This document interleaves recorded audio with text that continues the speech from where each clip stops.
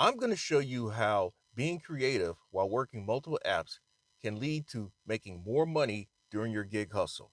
Check it out on this segment of the Gig Geezer.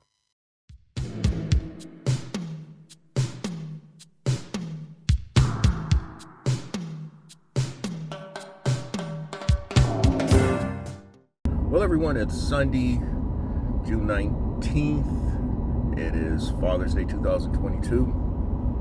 And I hope that Father's Day, for those of you who are checking out this section of the Gig Geezer, was enjoyable. And again, shout out to the fathers and the gig fathers that are out there. I'm actually starting out my Father's Day hustle late. I mean, I'm about 45 minutes late than expected. I actually got up and changed the oil in both of my vehicles, and then kind of went back to sleep. But when I woke back up, it was like, oh, it's time for me to get out and do my thing, man. And so I scrambled to get ready and get on out here. And while I was at the gas station, I accepted a $14 plus order on Grubhub at Applebee, and that's where I'm heading now. In my most recent Gig Geezer upload, I shared something that's more personal to me about time and wisdom of Father's Day legacy. And one person I did not mention, because I guess I don't think about it as much though, but one person I heard a lot about when I was coming along was my grandfather, my mother's father. And what I remember about him was that, I mean, this man literally worked until the day he died. In fact, I still remember being in nursery school. That's what we used to call it back then. It wasn't no pre-K and pre-K3 and all that. It was nursery school, then it was kindergarten, and then it was first grade. Well, I remember being pulled out of nursery school, and my aunt, my mother's oldest sister, taking me to the funeral home where my grandfather was on that slab, still in his work clothes. He died on December 22nd, and so there was not going to be a funeral on Christmas Day, but it was one on December 26th. I remember a person from the mortuary coming by.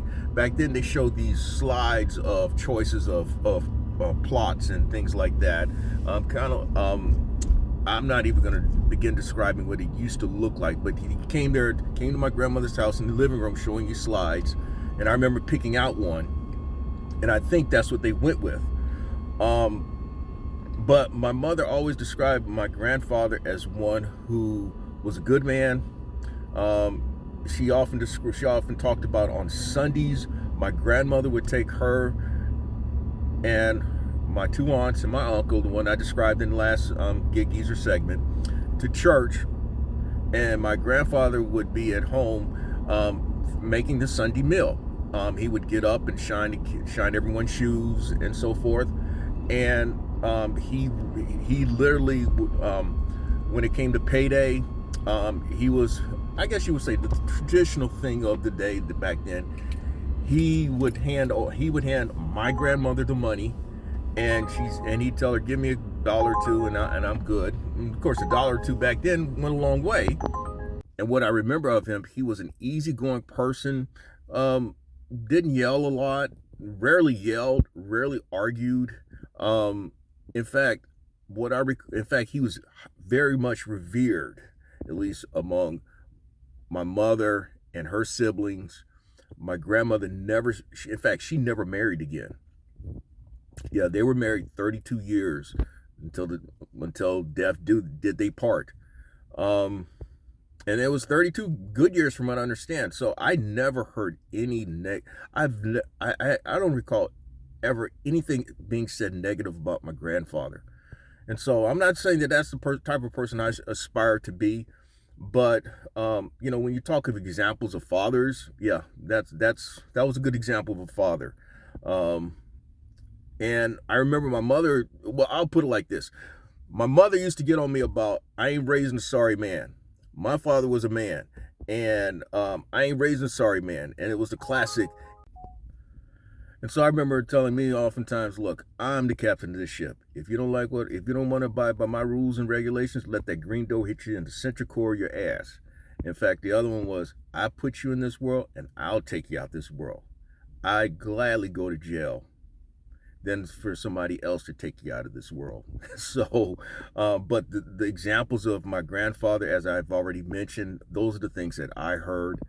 I'm not saying that I grew up and aspiring to be that type of person, but I often think back to those examples, and quite honestly, you know what? There are a lot of the things that she spoke of I've done. So maybe there was some effect on me when it's all said and done.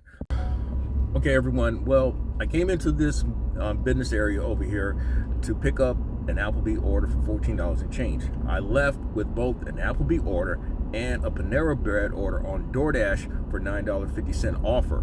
And so it looks like I've managed to put together or connect the dots for a nice double stacked order across multiple apps. Now, both of them are actually heading in the same general direction, so that's always a good thing. While I'm at it, I swiped for a $22 and change Instacart order, but I am not so particularly cool about where it's heading to. Because of where I am, the area where I'm working, sometimes there are Instacart orders that take you out to the next county.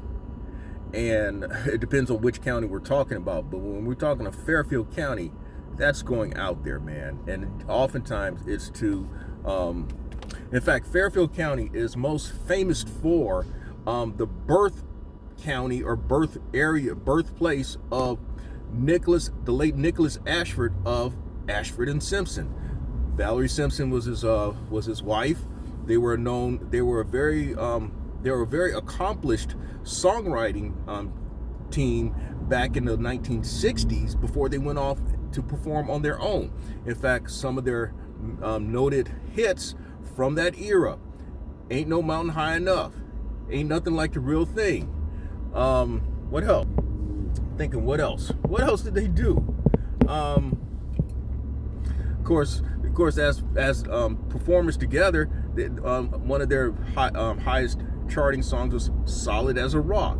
But according to how I feel, this Instacart order may get a resounding "Oh, hell no." One other thing I want to point out while waiting for the Applebee order, I saw two other people come in having accepted DoorDash orders at Applebee.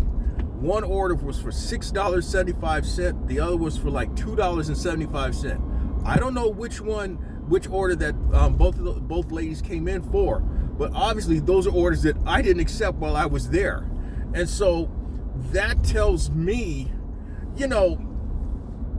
well, the first lady who came in, she didn't wait long for the order because it was not ready when she got there. But it just tells me that a lot of people, you can make the argument that people just do things according to how they feel or what they feel is best for them, and I got no argument with that. But I mean, if you're looking all mad and huffy because you ain't making no money, that's on you. You need to be checking out the Gig Geezer channel. Hey, and by the way, if you like the content that's been provided in this segment of the Gig Geezer or in any other segment of the Gig Geezer, hit that subscribe button. Give my content a thumbs up. Share my content among others, and I definitely welcome your comments in the section below. If you check out my content, I will help you make some money. Every now and then, I do recommend that you take time out to check out the delivery instructions. But sometimes, and as others have shown, some of these delivery instructions can really be funny or they can be annoying. And this one is annoying, talking about knock loudly and ring the doorbell. Well, I will ring the doorbell, but I ain't knocking loudly. That's on you, especially if it's Grubhub. In fact, guess what? I ain't even gonna knock loudly and ring the doorbell. I'm just gonna place it at the door. Since you're gonna be an ignorant ass motherfucker about things, guess what? I'm gonna be an ignorant ass motherfucker too. I just placed it at the door and I've just driven off. Yeah. So if you want your ice cream and stuff, you'll get off your tail, check out your phone, and see if the app has notified you that your order has been delivered. And so now we move on to the next order, the DoorDash. And that drop-off location should be about 5 to 7 minutes away. Now, at that point, I will decide whether I want to go ahead with this Instacart order that's going to take, that if I go along with it, will take me off to the boondocks. Now, what's interesting is that you work these apps long enough, you see some different type of merchant names. Many of them are virtual restaurants. Well, the one that I just observed and rejected was one called Grubhub Goods. Now, it's not far from where I'm at as I'm documenting this, but my guess it's got to be a Walgreens or CVS. But at the same time, if it's Grubhub Goods, I ain't doing that one. Oh, hell no. Besides, just for that $7.65. I don't need that order. So we move on. I'm about probably 4 minutes away from dropping off that DoorDash order, and so we're really going to try to get into this hustle. Now I'm going to explain real quickly why I threw back that Instacart order. Even though it was for $23 or something like that, $22, $23, the number of items were 22. I happened to jump at it because I saw $23. And in my market, you really got to be on it in terms of hitting for those orders. It used to be you have to swipe, now you hit. And so I took into account the distance, which was an inordinate number of miles. I took into account the dollar amount, and so that combination alone, the miles and dollar amount, was not worth it. But also, as I shared in another recent Get Geezer segment about time is money, I also took into account the time element. It is likely by the time I complete shopping for that order, dropping it off, and getting back into position for an order, it's going to be somewhere between 2 and 2:15.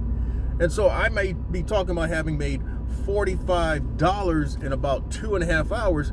That's not a good number. I could probably be there just being closer than working the immediate area where I'm at, or migrating somewhere else, and probably have made more. In fact, when I'm going to check back with y'all on that around in another hour and 45 minutes, just to see where I'm at. At this moment, I'm 1 hour into the hustle, and I'm at $23.81. The Grubhub order paid $14.06.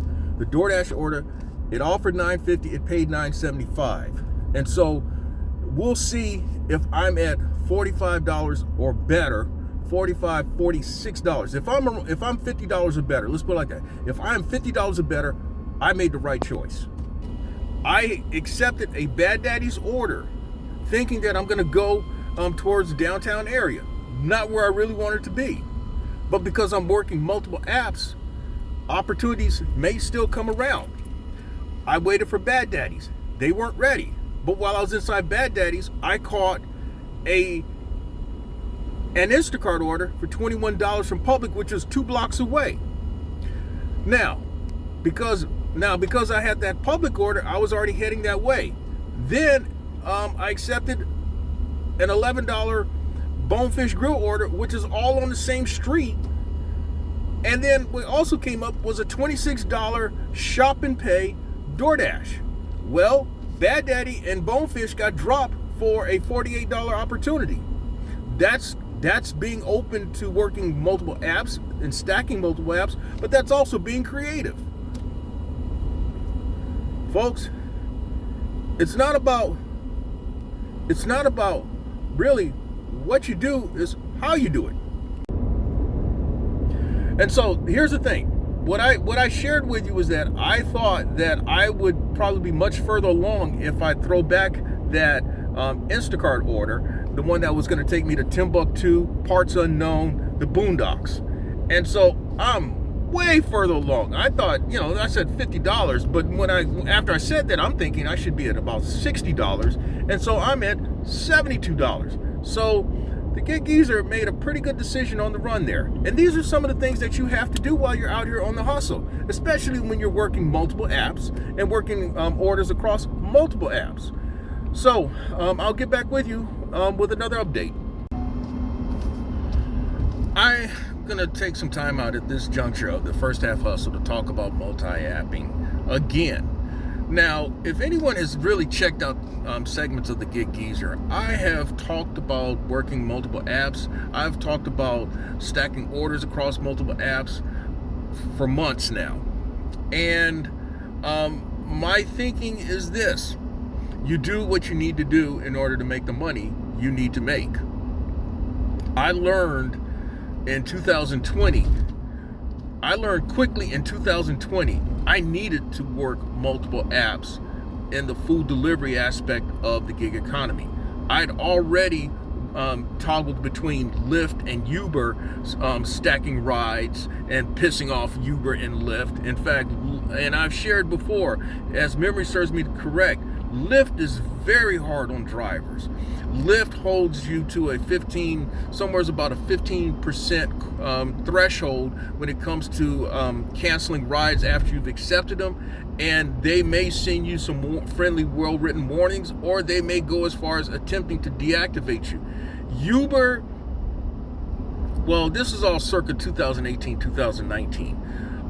Uber frowned upon the same practice, but I managed at the time, 2018, 2019, when I did primarily Uber and Lyft, I was able to make in my market, the Columbia, South Carolina market, or just South Carolina, somewhere around $700 to $800 a week. My best week ever during that era was $882, and I worked my tail off. I've shared this before. I put in about 45 to 50 hours that week, and I mean, I really worked it. But that just goes to show you how limited I was. So I learned very, very quickly, and I've shared this before as well. I want to say somewhere around March 2020, right after the pandemic shutdown, I began working multiple apps with the food delivery apps. And initially, I thought I was just being cool, man. But I also got into trouble with the apps. I got deactivated from Grubhub and Uber Eats. I was able to get back on with Grubhub, but it took me about 6 months before I was back on with Uber Eats. So I know from trial and error, I know from failure, what I need to do in order to maintain active status. Now, I'm setting that up. Now, it was about 30 minutes before I got another order that I was willing to accept, and that was a Grubhub order for $13.92 from Edo Hibachi. It was a pickup and pay, and normally with Edo Hibachi, the longest you're going to wait is about 10 minutes for your order, and you're on out. Now, this is something that what I call being creative. One of the things when you're working multiple apps is that you have to be creative sometimes. You have to create sometimes opportunities for yourself in order to stack orders across multiple apps, or put yourself in a position to where you're going to see more orders come your way. Some of that is sometimes you accept orders that don't make any sense. It looks good from a dollar standpoint, but maybe from a dollars per mile standpoint, it looks stupid. And I've done this from time to time. Most of the time, though, the gamble works. I can't say that I'm going to share this, but I am not saying that you should do this. You may want to try it, but I'm just going to share what I do sometimes in order to make the money that I make. Well, I accepted that order, but I was looking for an opportunity to stack an order on top of it. And I've shared something like this before as well. And what I was able to do was catch a Uber Eats for $11.30 from Starbucks, meaning that I had to drive back down about 7 minutes to Starbucks, but both orders are actually in the same direction. In fact, how it became in the same direction is how I went about picking up the orders. Yes, I went to Edo Hibachi first, but then I went back down to Starbucks, and me knowing the market, knowing where to go, knowing the roads. This is another thing about when you know the market. This is how you can become creative. When you know the market, you know how to get around, you can create opportunities for yourself. And so something that just seems far-fetched stupid is now looking like a pretty good stack to order opportunity. This is going to become a $25 play and place me at about $97 at exactly 3 hours into this first half hustle. Now, I have the option at this juncture, according to how I feel, to just call it a first half hustle because I'm at $97. My goal is, yes, $100 per hustle, but I also take into account how I feel, where I'm at in terms of money made, and how I feel money made, and whatever else that comes to mind at that juncture. But yes, again, I'm going to recap again about being creative. Sometimes you're taking an order that does not make any sense, but what you're looking for, or you're gambling on, or what you're betting on, is the fact that you will be able to catch another order, stack another order on top, or catch a stacked order from the app that turns it from a stupid order into a pretty good double play. Now, I'm about 3 minutes from dropping off the Grubhub order, and then the Uber Eats drop off is 7 minutes from there. Nobody's going to be pissed off. Nobody's going to be pissed off, and nobody's going to be mad at me. Not the apps, and certainly not myself. Now, one curiosity may be, do I keep all my apps on while I'm out doing the hustle? For the most part, yes. But there are times that I do turn off the apps. In fact, once I accepted the Edo Abachi order and the Starbucks order, now what I did was I turned off DoorDash and I turned off Instacart. And the only reason why I turn off the orders sometimes is because I don't want to put myself in a position mentally to where I feel as if I'm missing out on something. That's how you get into trouble with multi-apping, when you also try to stack orders across multiple apps. The problem that you run into is when you feel that you're missing out on the order and you feel like you just got to get that order. You got to accept it. That's what FOMO, what they say, fear of missing out. You have to go about this as though you're not going to miss out, regardless of how slow it is, because it's a numbers game. A lot of time, it's a numbers game. And I realize, yes, market has a lot to do with it. Market has a lot to do with it. Yes, I get that. But you have to go as if you're not going to miss out, and you have to go around believing and expecting that something is going to come your way that will help you make the money that you're going to make. All right. Well, I decided that I was not going to stay out any longer for the first half hustle.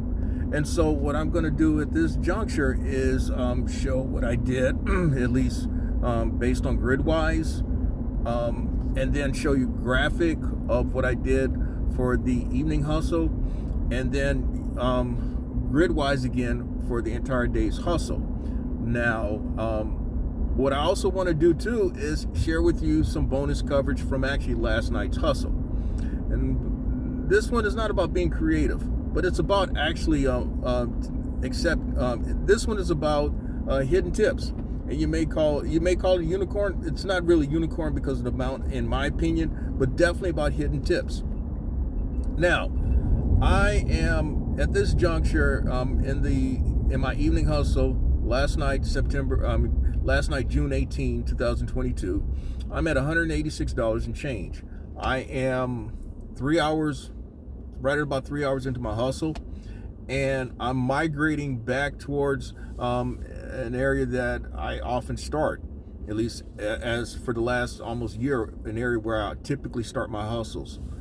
And so an order came across my screen, 10 items, DoorDash, Chili's, $6.75 offer.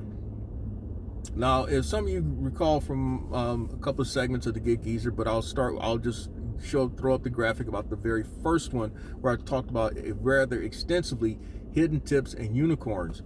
I noted that orders between $6 and $6.75, you have to follow your instincts on whether to accept that order or not. Now, the distance was literally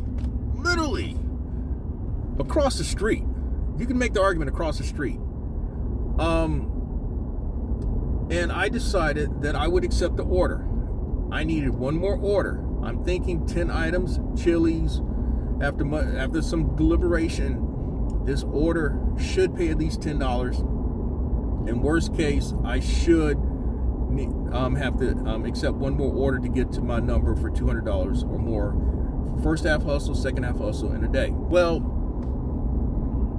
as you see on the inset here, the order literally took me 45 seconds from where I picked up the order to the hotel, which is like literally across the street. It took me all of 45 seconds. And upon dropping off the order, upon dropping off the order paid $24.13. And because I had to contact the guy, because he was supposed to meet me at the door or meet me in the hotel lobby, he tipped me another $4 in cash. So that order paid $28.13, bringing my total for the entire day to $214 and change.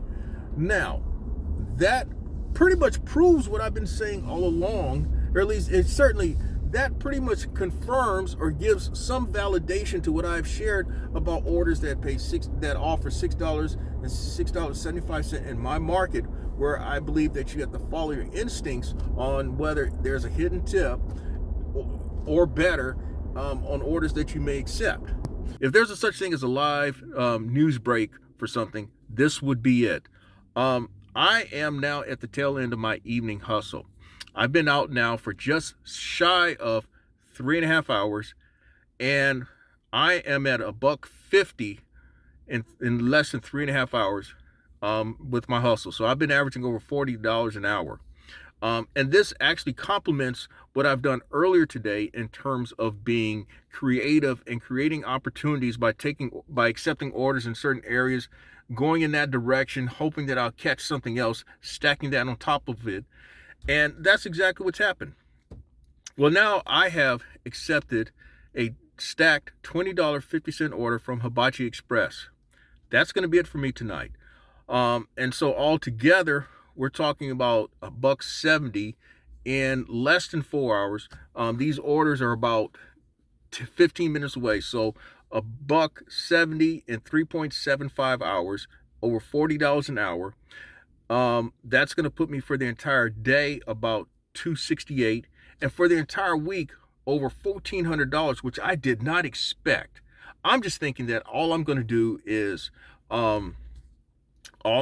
just do my usual 2.0, 2.10, maybe 2.20, and call it a day. In fact, I had something else planned to fill the end of this segment of the Gig Geezer, but something like this, I got to add it. I definitely got to add it. And so $1,400, 6.5 days. And you'll see right here the stats in terms of how much per day, per hour, and for today's hustle. So that's where I'm at. I'm about to go inside. In fact, you can come with me.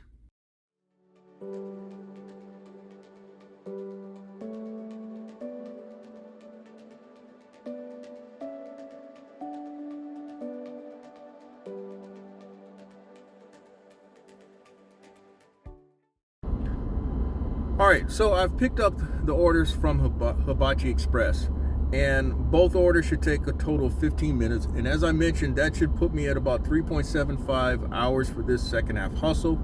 And altogether for today, somewhere is at about 7 hours. Yeah, because I was out 3.25 hours for the first half hustle, and then 3.75 hours for this one. That puts me at 7.0 hours for today, and almost $40 an hour for the entire day. Now that I have not seen that in a while. In fact, the last time I had a Sunday like this was on Mother's Day, which is last month. Have I had a day close to this since then? In between, yes, I've had a day close to. In fact, I'll show that on. In fact, here you go on the inset with that particular day where I had somewhat of a overall solid day. But the next time I come back, I will be wrapping up this segment of the Gig Geezer. As promised, I said I'd come back and wrap up the Father's Day hustle. And altogether, for the Father's Day hustle, I made $269.45. I put in exactly 7 hours yesterday and averaged just south of $40 an hour. Now, that second half hustle yesterday, I made exact that the second half hustle ended with me making exactly $171.85, and that was accomplished in 3.75 hours, or making $45 an hour last night. That first half hustle ended with me making altogether $97.70, and that was done in 3.25 hours, and I averaged just a tick over $30 an hour. Couple other things. Now, what was interesting is that I started off yesterday's hustle with an interesting uh, delivery request by a customer. I ended with one even better. This was with that double stacked DoorDash order, and one of the customers said exactly, "Don't fuck with that doorbell." And so I didn't fuck with the doorbell, and I'll just leave it at that. But that's all I have for this segment of the Gig Geezer. If you like the content that's been provided in this segment or in any other segment, hit that subscribe button, give my content a thumbs up, share my content among others, and I definitely welcome your comments in the section below. I'm Inwood Lane, and as always, may your grind and may your hustle continue.